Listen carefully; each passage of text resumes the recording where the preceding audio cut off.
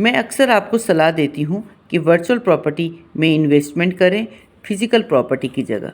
Virtual property ज़्यादा return देता है as comparison to physical property. आज प्रॉपर्टी के ऊपर ही ये आर्टिकल्स में पढ़ रही थी। पूरे देश में मेट्रो सिटीज़ में जो प्रॉपर्टी का रिटर्न देखा गया है वो 8 से 9% के बीच में देखा गया है।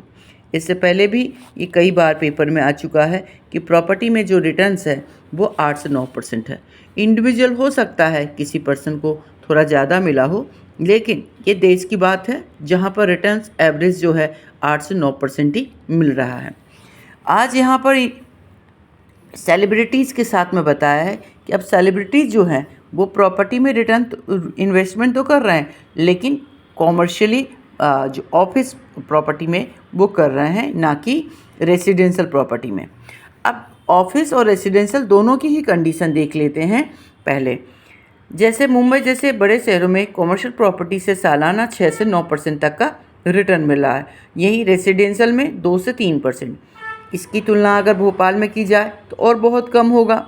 लेकिन इसके साथ साथ फिजिकल प्रॉपर्टी में जैसे इन्होंने बताया 6 से 9% तक का रिटर्न आ रहा है, ये एक्चुअल में 6 से 9% तक का रिटर्न नहीं होगा। क्यों?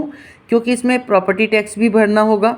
रेसिडेंस जो रेंटल इनकम है वो टैक्स के दायरे में आएगा, तो इसमें प्रॉपर्टी टैक्स भरना होगा उनको।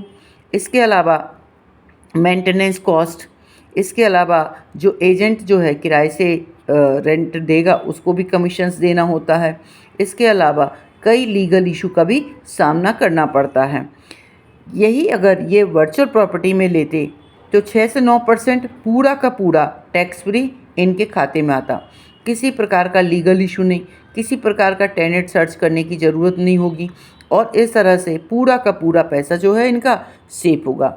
इसके अलावा वर्चुअल प्रॉपर्टी का जो रिटर्न आएगा, जैसे यहाँ पर इनके जो किराएदार हैं उनको ढूंढना पड़ेगा, कैसे होंगे पूरे, और बहुत सारे आजकल ऐसे इश्यूज़ भी हो रहे हैं जिनके कारण जो मकान है लीगल इशू में भी फंस जाता है।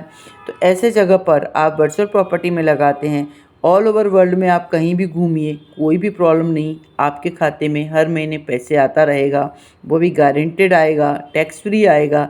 तो क्यों ना वर्चुअल प्रॉपर्टी में निवेश करें और वर्चुअल प्रॉपर्टी के बेनिफिट्स को समझें। एक बार समझने से आप निर्णय सही ले सकते हैं। ज़माना बदल रहा है, निवेश के तरीके भी बदल रहे हैं। नमस्कार।